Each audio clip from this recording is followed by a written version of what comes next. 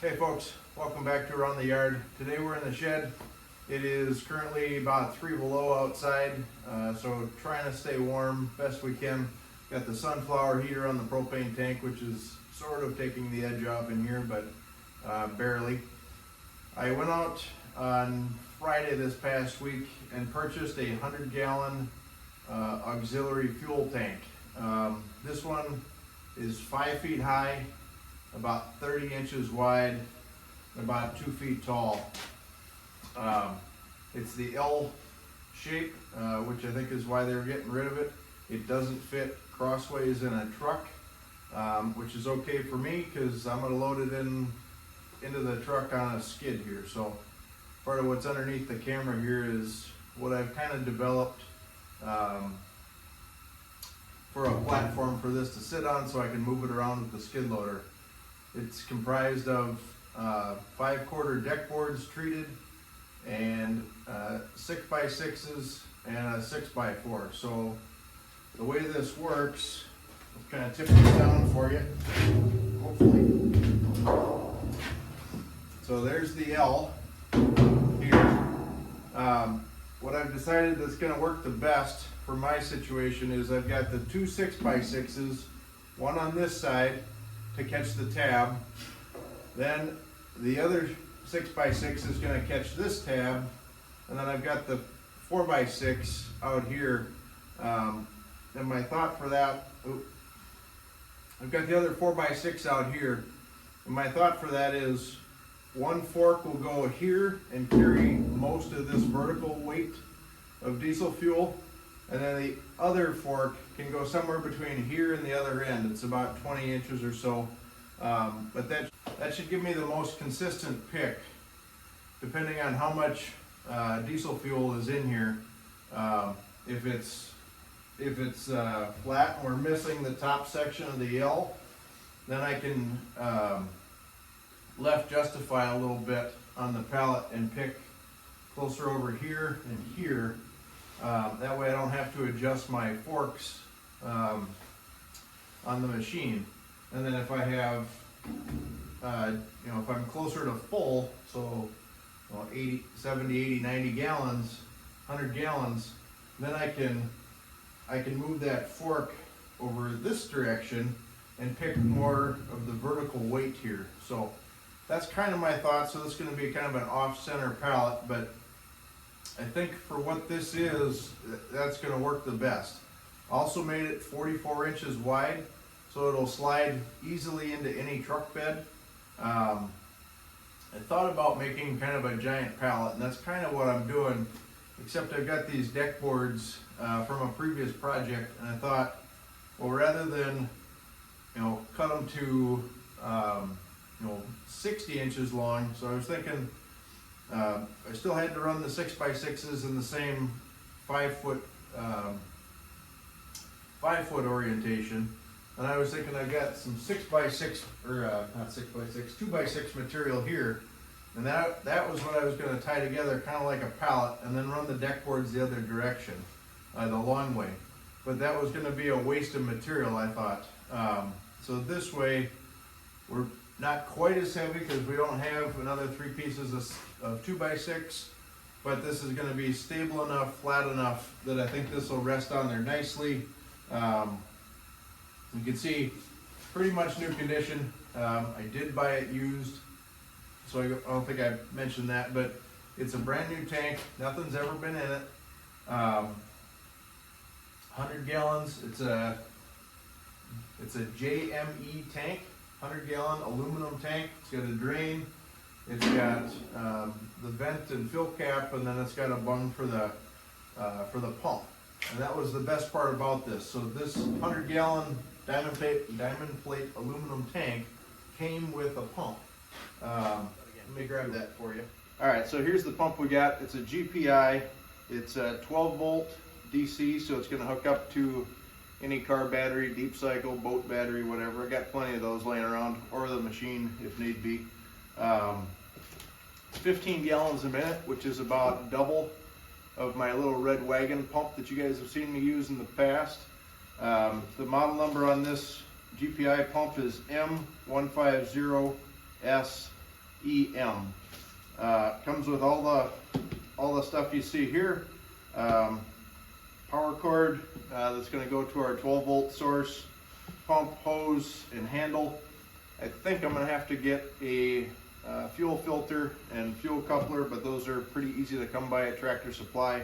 So I'll double check that, but that's kind of what's going on here. Here's the pallet that we've got going. So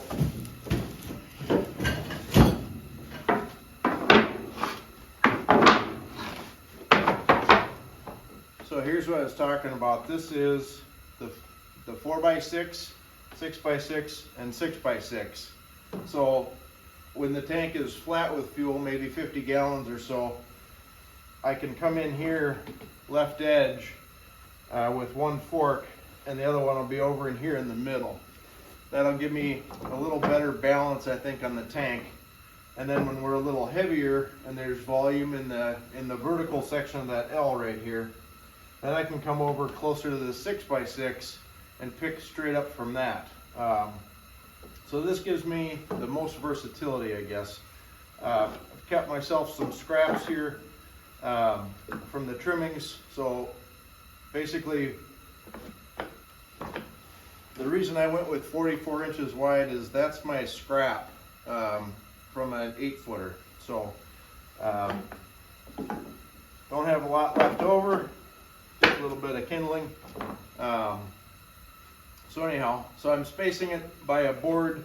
I might change that up a little bit. I'm going to get two up front. I might skip a section and then go 3 in a row, skip 1 and 2 more.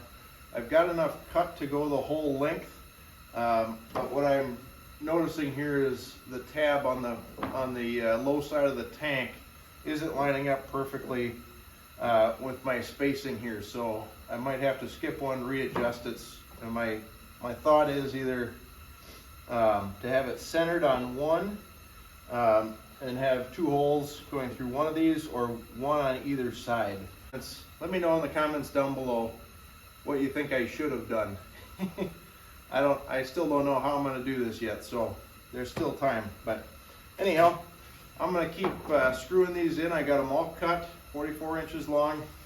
The 6x6 the timber is 5 feet, so that should hold this tank.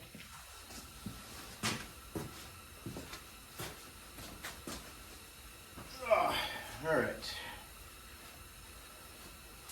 got my DeWalt screw gun here.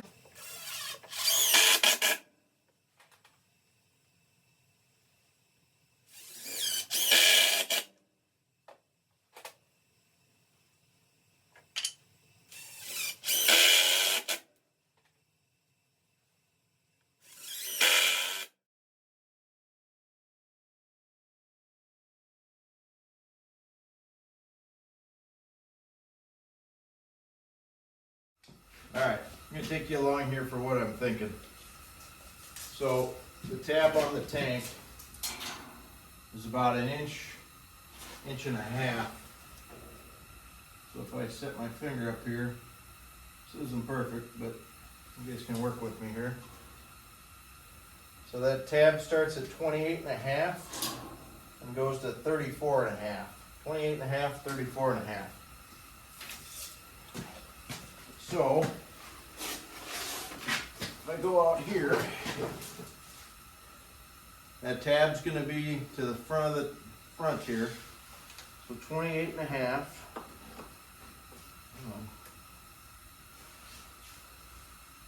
28 and a half is right here. So I could have my first screw probably at about 30 and a half or so. That would bite here. And then 35 and a half is the next one. And that's where it might get a little tight here.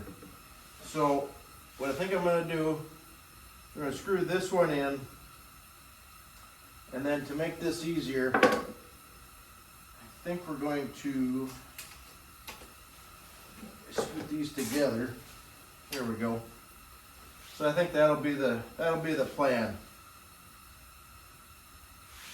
28 and a half, 35 and a half. So I get one in here, one one lag screw in this board, one lag screw in this board.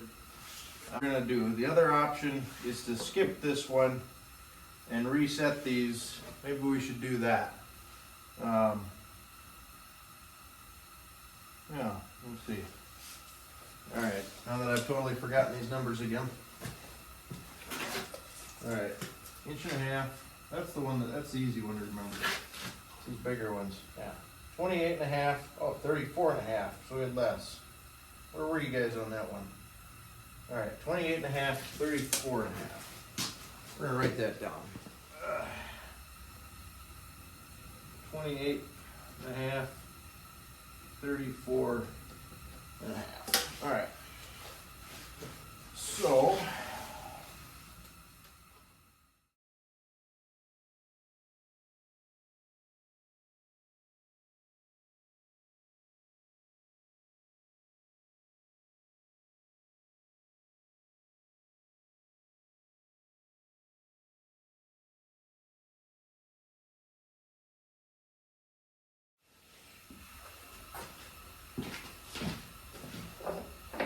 all right. So hopefully that made sense to you guys.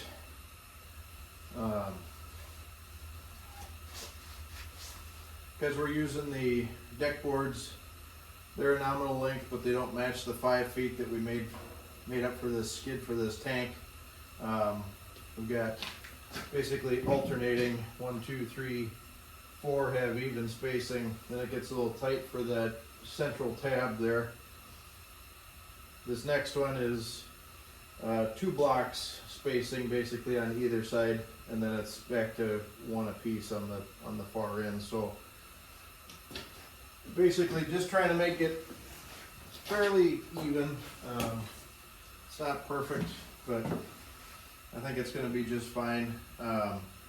Basically what I wanted to make sure that I had enough purchase underneath for the forks to grab onto, or to lift up on, so that I didn't get any high spots or low spots on this as the tank wore in.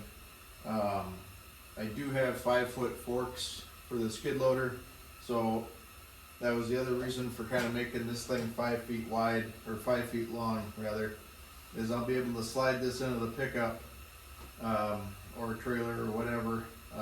It'll fit either direction in a trailer or on a trailer. In a pickup, it's going to slide in, and because the pallet or the skid is 5 feet long and the forks are 5 feet long, I don't have to worry about punching the forks through the back of the truck bed or whatever, wrecking something. So anyhow, I'm just gonna get these picked up, these little blocks, see if all those measurements worked.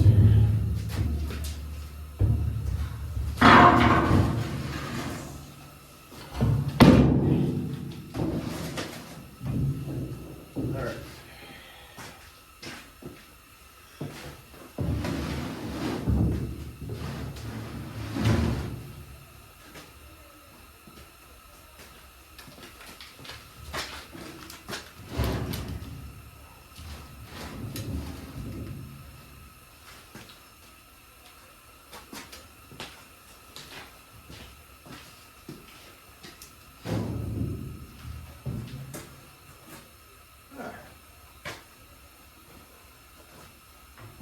See that?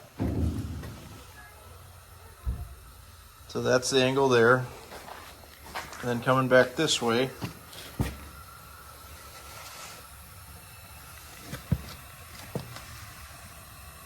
there's our two that are close together. So I can move this tab basically a little further to the left and center that up.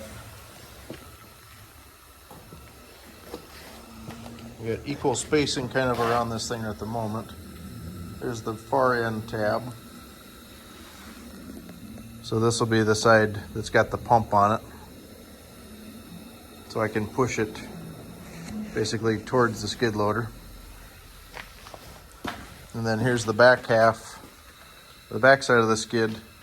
We've got about 8 inches on the back side here.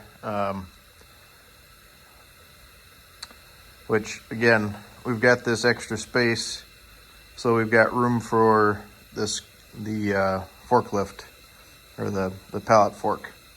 So that gives me about a 9-inch opening to get a 4-inch fork through, and trying to balance it out so I can go left or right depending on where the weight is. So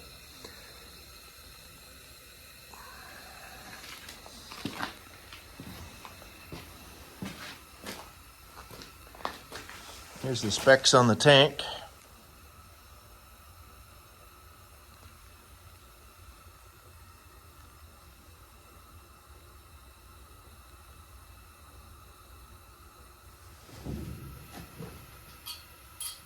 Got the fuel nozzle.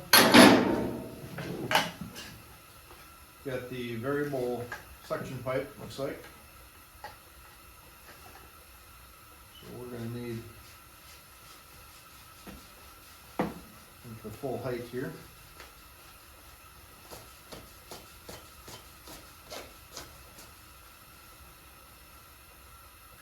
Got a union on it.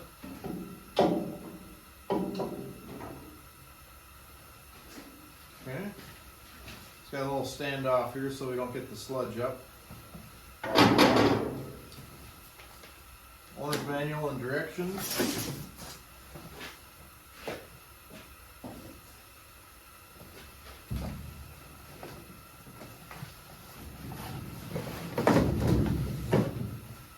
There's our flexible hose. Might actually get a little bit longer one. We'll try this. I think this is the same size it's on the wagon pump that we have.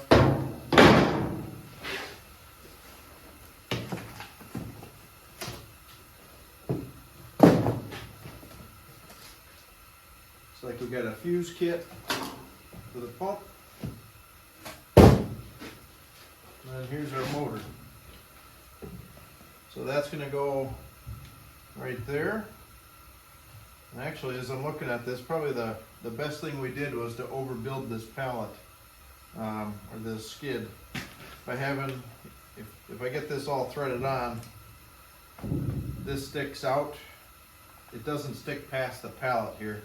Likewise, where this fuel nozzle is, if it happens to be here, it's not past the skid, so it's not going to get damaged.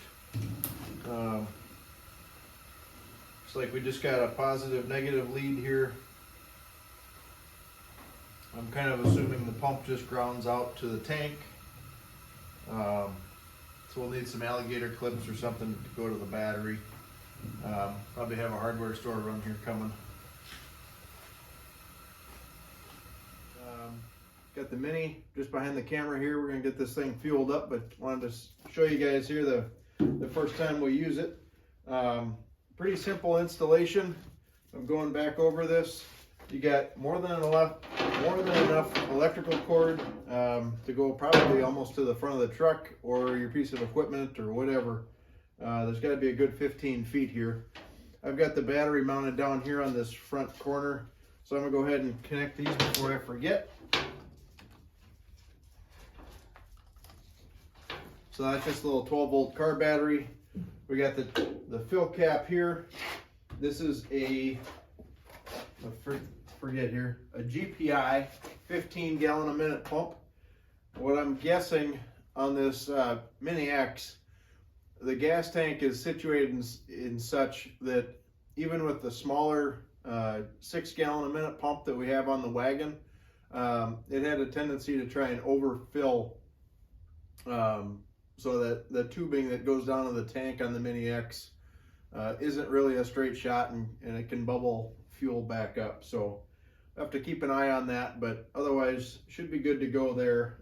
This thing will excel in, pumping the 15-18 gallons into the skid loader. So that's, got the pump, might as well use it. So let me get you guys turned around here. Basically, pull the handle out, throw the switch, and it's pumping. So the other thing I did, and I actually can show you this because we're gonna get this out, is I did go with extra hose here. So I've got I've got the 3/4 inch hose that the pump comes with, but then I did get an extra, I think it's about 12 feet of 1 inch. And that's because 1 inch was the filter that I bought. Unknowingly, I had enough bushings to bush it down to 3/4, but with a 10-foot hose, this pallet is 5 feet long, so you really can't get anywhere with it and not kink the hose. I've got the Mini parked, you know, probably 8 feet away from the front of this pallet, and that where it is now, I couldn't get to it with just one hose. So we connected two, get a little more volume in the hose. Yeah, it'll work. So let me drag this out.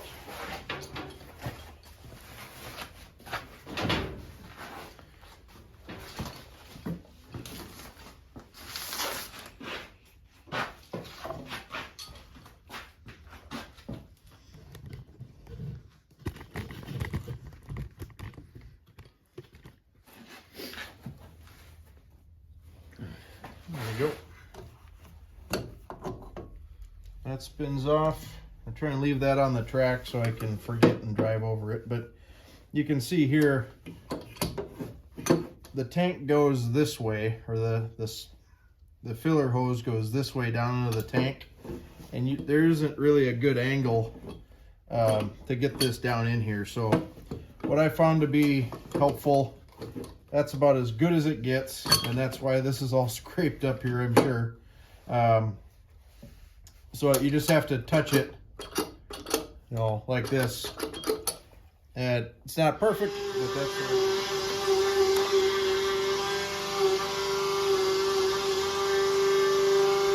so it almost wants to overfill constantly.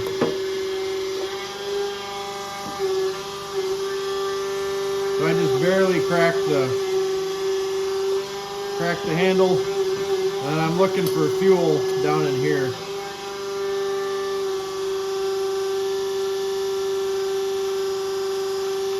So it is flowing, but not at 15 gallons a minute.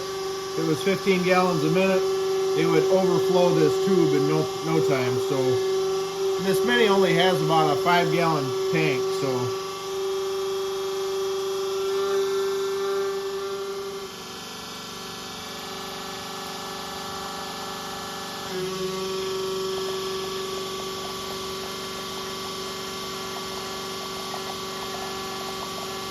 And this is off-road diesel, so this is red in color.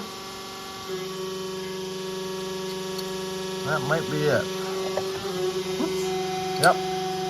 All right. That's it. She's full. Before we forget, throw the cap on. Yeah, folks, that's kind of it. That's glad we got this thing working. It's 100 gallons, like I mentioned before, so probably a little bigger than I need, maybe. But wanted to have enough diesel on hand to fill each of the machines maybe twice. So 20 gallons in the skid loader, 5 or 10 gallons, well, 6 gallons, I suppose, in the Mini X, call it 12, 15, something like that. The lawnmower takes almost 20. So we got, what, 20, 40, 50 gallons, give or take, in those 3 machines. My dad's got a Kubota lawn tractor as well that's diesel, and the Kubota tractor. So there's a little bit of extra in here, and then you double it, you know, that's what gets us up to this 100-gallon capacity. I think if I was gonna do it over again, I'd probably go with a cube tank. This one just happened to be a good deal on Marketplace. Had the pump, had everything that you needed with it. The only thing I've got into this is really the pallet, and I can reuse this pallet sometime, you know, someday for something else. It's built out of 6x6s and deck boards, so 5/4 deck boards and 6x6. It's not going anywhere. I can set it outside. It's not going to rot away. It's all treated lumber, but it's more than sturdy enough to hold 800 pounds of fuel. So yeah, anyhow, not a real exciting video, I know, but just one of the projects that we had going on here, and wanted to take you guys along for it. If you got any comments or questions, leave them down below.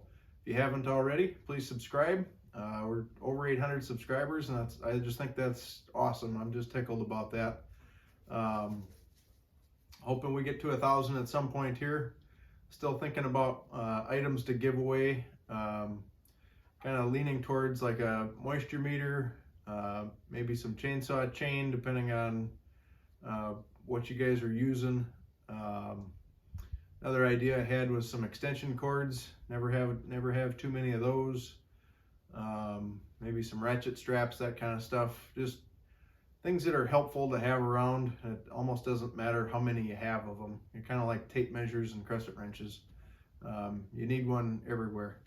So anyhow, with that, I will talk to you guys later. Have a great day around the yard, and we'll catch you on the next one.